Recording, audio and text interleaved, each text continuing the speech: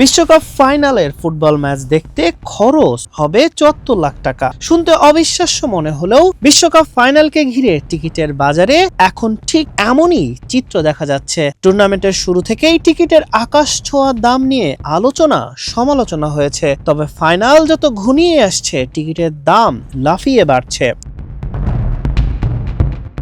ফিফার official ticketing ওয়েবসাইটে সবচেয়ে কম দামে টিকিটটি ছিল গোলপোস্টের পেছনের গ্যালারিতে, যার মূল্য ছিল $৬,৪১১, যা বাংলাদেশি মুদ্রায় প্রায় ৮ লাখ টাকা। তবে অবিশ্বাস্যভাবে মাত্র কয়েক ঘন্টার মধ্যেই সেই টিকিটটিও বিক্রি হয়ে যায়। অফিসিয়াল সাইটে সবচেয়ে কম দামে টিকিটের মূল্য দাঁড়ায় প্রায় $১০,০০০ বা ১২ লাখ টাকায়।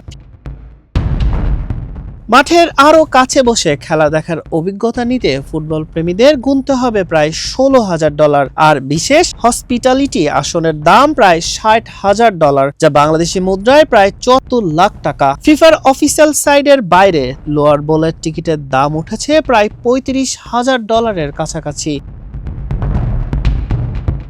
এবারের ফাইনালকে ঘিরে ফুটবল বিশ্বের এমন চরম আগ্রহের পেছনে রয়েছে বেশ কিছু কারণ। প্রথমবারের মতো বিশ্বকাপের মঞ্চে মুখোমুখি হতে যাচ্ছেন বর্তমানের সেরা তারকা লিওনেল মেসি এবং স্পেনের তরুণ বিস্ময় লামিন ইয়ামাল। একই সঙ্গে এটি বিশ্বকাপে ফুটবলের জাদুকর মেসির সম্ভাব্য শেষ ম্যাচ, ফলে এই বিশ্বকাপের ঐতিহাসিক মুহূর্তের সাক্ষী হতে ফুটবল সমর্থকদের আগ্রহ এখন তুঙ্গে।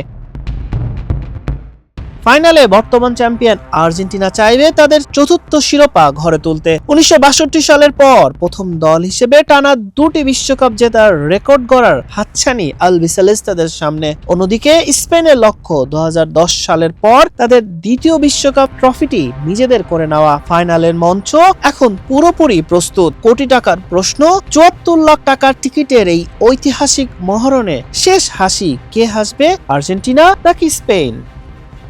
হাসান শাহরিয়ার, মানব কণ্ঠ।